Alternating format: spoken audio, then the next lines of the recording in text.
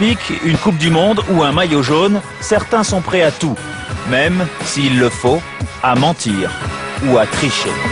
Elle a enfoncé l'aiguille et elle s'est fait l'injection alors que j'étais assis juste à côté d'elle.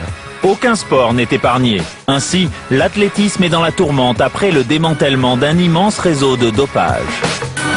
Les athlètes l'appelaient carburant pour fusée. Des produits miracles, il en existe aussi dans le cyclisme où le dopage est devenu une industrie aux pratiques parfois douteuses.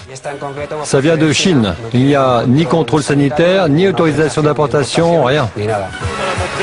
Alors pour la victoire, des champions sont même prêts à mettre leur santé en péril. J'avais la tête qui tournait et après j'avais froid. Et je suis tombé. Je ne sais pas de quel côté, mais je me souviens juste d'être tombé. D'autres y laissent même la vie. En Italie, par exemple, c'est une hécatombe dans le football. Il répétait sans cesse « Mais qu'est-ce qu'ils m'ont fait? Mais qu'est-ce qu'ils m'ont fait ?» Pas vraiment inquiétés par les contrôles antidopage, certains joueurs s'amusent même à filmer leur préparation d'avant-match. Non, ça tu dois pas le filmer. Non, non, le filme pas. Ce soir, Pièce à conviction vous emmène dans les coulisses du rêve et de la gloire à tout prix.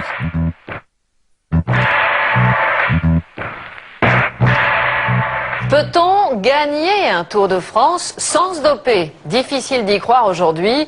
Bien sûr, les contrôles se multiplient, mais la plupart du temps, ils sont négatifs. Pourtant, loin des discours officiels, quand la loi du silence se brise enfin, c'est une toute autre réalité qui apparaît. En fait, le dopage fait bel et bien partie du quotidien de certains sportifs de haut niveau.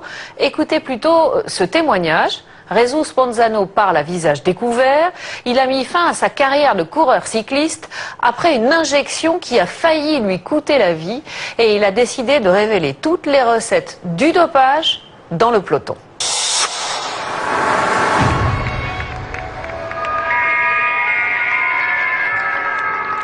Je suis passé 40 fois au contrôle antidopage et je n'ai jamais été contrôlé positif. Ce n'était pas une star du peloton, juste un bon coéquipier. Jesus Ponzano. Dans le monde du vélo, son nom n'a pas vraiment marqué les esprits. Sauf peut-être une fois. Jesus Ponzano, le coureur espagnol de la Kelme, a chuté. C'était le 12 juillet 2003, lors de son dernier Tour de France. Ce jour-là, les caméras s'attardent sur Jesus Ponzano, bien malgré lui. En pleine étape, l'homme est retrouvé inanimé au bord de la route. 3 ans après, il explique sa chute, son malaise. Ce jour-là, le matin, le médecin de l'équipe est arrivé. Et il m'a demandé de monter sur une balance. Je faisais 58 kilos. Et il m'a injecté 60 millilitres d'oxyglobine. Cette oxyglobine était mal conservée. Automatiquement, à la moitié de l'étape, j'avais les mains complètement endormies et la tête qui tournait. Je me rappelle qu'on était dans une échappée. Je traçais et Richard Virenque me suivait. J'ai commencé à monter la côte, j'avais la tête qui tournait et j'avais très froid. Jusqu'à en tomber. Je ne sais plus si je suis tombé de tel ou tel côté, je me souviens juste d'être tombé. Très vite, une ambulance arrive sur les lieux. Voilà, le rythme cardiaque est bon, on le voit ici. Pour le médecin du Tour de France, rien de grave. Il ne s'agirait que d'un simple coup de chaleur. Le premier bilan, bon, c'est plutôt rassurant, il a eu un malaise, mais je pense qu'il a plutôt eu un coup de chaleur. La tension est bonne, il a 11,8 de tension, un pouls bien régulier à 92, une saturation à 99%. Donc je pense pas qu'il ait fait de troubles du rythme cardiaque. Au même moment, cet homme à droite au polo bleu, le manager de Jesus Ponzano, aurait demandé au coureur espagnol de rester le plus discret possible sur les causes de son malaise. Alors que l'ambulance allait m'amener à l'hôpital, le manager de l'équipe, qui s'appelait Johan Mas, m'a demandé de refuser toute analyse et de ne pas dire quel produit il m'avait donné. Cette fois-ci, Jesus Ponzano le sait, il a réellement frôlé la mort. Après cet accident, il décide de ne plus se doper, change d'équipe. C'est la fin de 3 années de piqûres et de transfusions en tout genre. Je me rappelle que la première fois, je me suis mis le cul devant un miroir et le médecin m'explique qu'il faut diviser les fesses en 4 parties. 1, 2, 3, 4 parties. Tu commences toujours par le bord supérieur droit du fessier. J'étais devant le miroir et je commençais à transpirer, j'étais rouge, rouge, rouge. Incroyable, incroyable. Mais bon, tu dois t'y faire, t'es obligé de t'y faire. Et ma femme me disait tous les jours, toutes ces piqûres, toutes ces piqûres. Une vie de dopé. Chaque jour, les injections s'enchaînent. Un dopage parfaitement organisé. Le médecin de l'équipe lui avait même donné un planning à suivre scrupuleusement. Par exemple, ce jour-là, je dois prendre de la testostérone. Je commençais le mercredi avec de la chromatombique et l'acide folique qui sont des vitamines à prendre 2 heures avant. Ça, c'est le symbole de l'EPO. Tu commences le 30 avec l'EPO et la chromatombique 2 heures avant l'EPO. Tout ça, c'est juste pour le Tour d'Espagne. Et si d'aventure Jesus Manzano devait faire l'objet d'un contrôle antidopage, pas d'inquiétude. Face aux vampires, c'est comme ça qu'ils surnomment les contrôleurs, tout est prévu. Pour masquer le PO et faire baisser le taux d'hématocrite dans le sang en dessous de 50%, les médecins de l'équipe ont une méthode infaillible.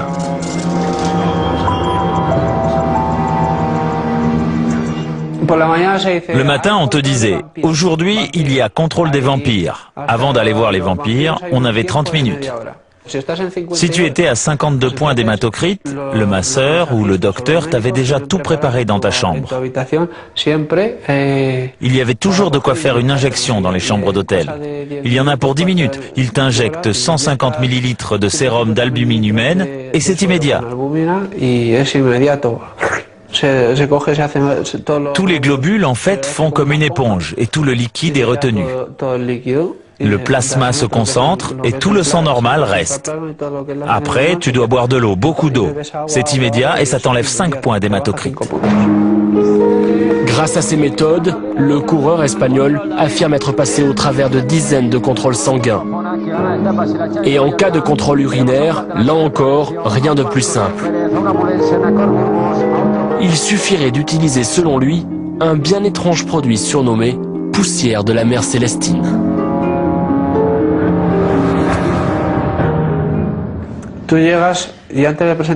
Après l'arrivée, si tu dois aller te présenter au contrôle, en fait, tu as un peu de temps, tu as un moment, 30 minutes de liberté.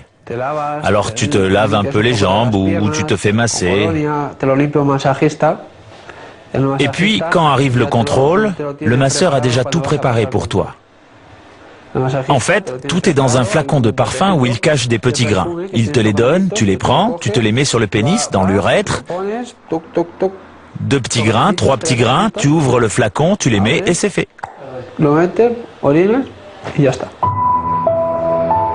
Si Jesus Manzano a décidé de raccrocher définitivement son vélo et de tout raconter, c'est d'abord pour préserver sa vie, mais aussi celle d'autres sportifs. Quand on est coureur cycliste, c'est difficile en fait de devoir faire face à la mort, de devoir faire face aux addictions, au dopage. Pourquoi Marco Pantani est-il mort? Pourquoi José María Jiménez est mort? Pourquoi ces gens sont-ils morts?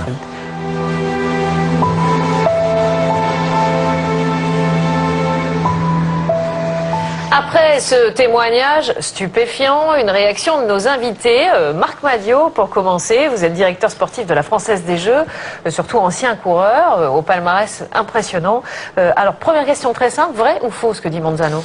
Vrai sans doute dans ce qu'il a vécu. Par contre, il y a quelques petites choses à rectifier. Quand il parle de 30 minutes pour se présenter pour un contrôle sanguin le matin, aujourd'hui le temps a été réduit à 10 minutes justement pour éviter les manipulations dont il a pu parler. Pour ce qui concerne le contrôle urinaire, j'avais jamais entendu parler des petites pilules qu'il mettait. Alors, on va en reparler au cours de la mission. Manifestement, il y en a autour de la table qui connaissent cette pratique.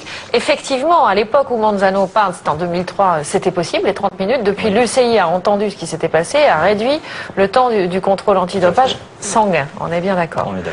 Vous restez avec nous. Antoine Voyer, vous avez été entraîneur de l'équipe Festina au moment du scandale. Vous êtes aussi professeur d'éducation physique. Vous connaissez bien les pratiques au sein du peloton. Est-ce que ce que raconte Manzano avait déjà cours en 1998, par exemple? Moi, ça me rappelle le témoignage d'autres coureurs, comme par exemple Montéour, que Marc a dirigé, comme Jérôme Ciotti, que j'ai entraîné. C'est les coureurs qui disent la vérité après avoir vécu et être passé par certains moments critiques. Et je pense que l'expression de la vérité, c'est quelque chose qui est très bien. Donc à partir de là, peut-être qu'on aura d'ici 3 ans un coureur qui actuellement fait le Tour d'Espagne et qui nous dira d'autres choses par rapport au dopage. C'est un système qui repose un petit peu sur l'omerta et puis les mêmes systèmes que la mafia. Donc à partir de là, avoir la parole libérée, je pense que ça pourrait être une bonne chose. Vous restez avec nous, on y reviendra parce que c'est très intéressant ce que vous dites. Michel Audran, vous êtes pharmacologue, spécialiste de la détection du dopage sanguin. C'est vous dont je parlais parce que vous, les petites paillettes, vous savez ce que c'est? Voilà, moi, je n'ai pas été tellement surpris de ce qui a été annoncé là. C'est simplement que j'ai eu une confirmation d'une des raisons pour lesquelles on avait très peu de tests positifs à l'EPO. Et on se doutait que, et on savait qu'en mettant certaines enzymes qui se trouvent d'ailleurs dans l'urine, au moment de la mixture urinaire des protéases, voilà, on pouvait dégrader le PO et faire en sorte que ça ne se trouve pas lors du contrôle. Mais c'est la première fois que j'entendais qu'effectivement cette pratique existe. Donc ça vous paraît très crédible ce qu'il dit Manzano? Tout à fait. Vous restez avec nous. Quant à vous, Michel Dalloni, vous êtes directeur de la rédaction du journal L'Équipe. Ce qu'on entend là, est-ce que c'est d'après vous le témoignage d'un homme ou est-ce que c'est la rumeur du peloton? C'est-à-dire est-ce que c'est beaucoup plus étendu que ce qu'on imagine? Si la question est de savoir si le dopage est généralisé dans le cyclisme, je ne pense pas qu'il le soit plus dans le cyclisme que dans d'autres sports professionnels. Le cyclisme se trouve sur le feu d'actualité régulièrement parce qu'il y a aussi tout un système de contrôle assez efficace et une volonté réelle de lutter contre ce phénomène. Donc une multiplication de contrôles qui aboutit, malgré les tentatives de falsification qu'évoquait Michel Audran, à une révélation d'un certain nombre de cas. Alors maintenant, est-ce qu'on peut définitivement avancer que le cyclisme est à la pointe du dopage en matière de sport? Je ne sais pas. En tout cas, on a vu apparaître, grâce au peloton, un certain nombre de molécules qu'on n'avait pas vues ailleurs avant, quoi. Voilà. En tout cas, ce que révèle cet homme a été pris très au sérieux par la police espagnole depuis 2 ans. Elle a recueilli ses confidences, elle les a vérifiées et grâce à un patient travail d'enquête, elle est parvenue à reconstituer ce qui ressemble bien à un réseau international de grands champions, toutes disciplines confondues en seraient les clients. Mais l'affaire a surtout fait grand bruit parce qu'elle a touché le Tour de France à quelques semaines de son départ. On appelle ça l'affaire Puerto. Impensable. En plein Madrid, plusieurs laboratoires clandestins destinés au dopage des sportifs. Le 23 mai 2006, les policiers espagnols découvrent le sang congelé de plusieurs dizaines de cyclistes. Parmi eux, il y aurait même l'hémoglobine d'un des plus célèbres coureurs, Jan Ullrich. Dans toute ma carrière, je ne me suis jamais dopé. Transfusion sanguine, anabolisants, stéroïdes, EPO, rien ne manque. Plus d'une 50aine de coureurs sont impliqués. Je n'ai rien à voir avec cette histoire. Je n'ai rien à cacher, mais je ne permettrai jamais à aucun média ni à aucun journaliste de me juger. Les hommes de la Guardia Civile ont frappé fort. Dans la même journée, le cerveau du groupe et 4 de ses complices sont interpellés. Parmi eux, Manolo Saiz, le directeur de l'équipe cycliste Liberty Seguros. Mais aussi le patron d'un laboratoire d'analyse médicale à Madrid, José Luis Merino. Et enfin, la tête pensante, le docteur Eufemiano Fuentes. C'est un gynécologue. Plusieurs années durant, il fut le médecin attitré de différentes formations cyclistes. Mais l'homme n'était pas non plus un inconnu des services de police. En sollicitant la Fédération espagnole de cyclisme, on s'est vite rendu compte que la plupart des coureurs contrôlés positifs depuis les années 80, eh bien, tous ces coureurs avaient pour médecin sportif le docteur Eufemiano. Le policier José Angel enquête depuis longtemps sur les affaires de dopage. Petit à petit, il a accumulé les preuves impliquant le docteur Fuentes au sein d'un vaste trafic de transfusions sanguines. Pour faire tomber le réseau, la Guardia Civile met en place en février dernier la plus grande opération policière antidopage jamais réalisée en Espagne. Nom de code, Opération Puerto. Pour les aider, un repenti, Jesus Monzano. Cet ex-coureur, ancien patient du bon docteur, va leur permettre de mieux cerner le personnage. C'est une personne très discrète. Une personne qui arrive à persuader les gens avec beaucoup de facilité. Une personne qui te donne quelque chose et qui te convainc que cette chose est très bonne pour toi, que ce produit est bon. C'est une personne qui te donne confiance en toi. Jesus Monzano est l'un des rares cyclistes professionnels à avoir osé briser la loi du silence. C'était en mars 2004. Son témoignage a fait scandale dans la presse espagnole. De sa relation avec le docteur Fuentes, l'homme raconte tout. Tout se passe toujours par téléphone. C'est toujours le directeur d'équipe qui t'appelle et qui te dit « Écoute, tu dois aller voir le médecin ». Donc, toi, tu appelles le médecin et il te dit de venir le voir. Ça se passait toujours soit à l'hôtel del Torrejon ou bien dans le laboratoire du docteur Merino. C'est dans ce laboratoire situé au 22 de la rue Zurbano à Madrid que le sportif venait récupérer quantité de produits dopants.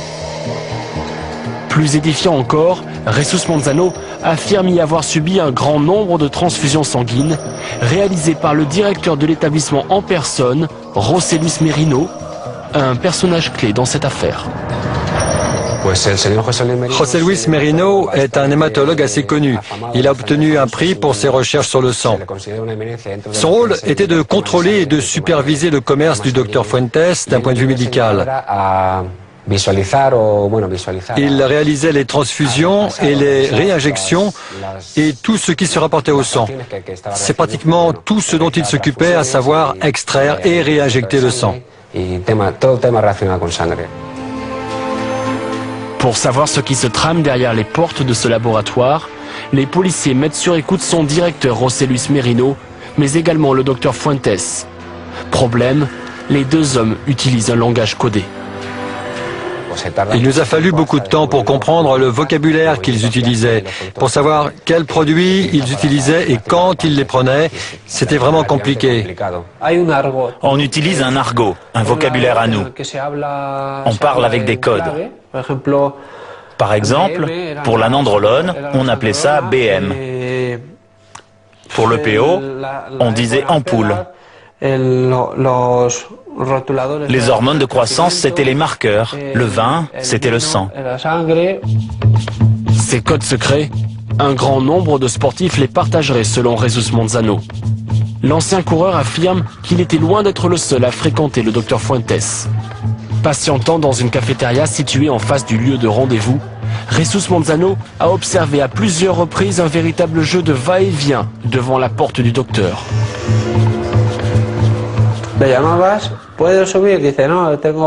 Tu l'appelais et tu lui disais « Je peux monter ?» Et il te répondait « Non, je suis avec un client ». Voilà, et après tu voyais le client sortir puis s'en aller. Ou alors d'autres fois on le voyait dans la cafétéria prendre un verre avec un coureur ou même avec 4 ou 5 coureurs. Parfois je me disais par exemple que Pantani ne pouvait pas fréquenter le docteur Fuentes. Et puis d'un coup je voyais apparaître Marco Pantani. Et là je me disais waouh, il est là lui aussi. Oui, Marco Pantani, lui aussi était suivi. Et bon, tu te dis, ce médecin s'occupe de tout le monde.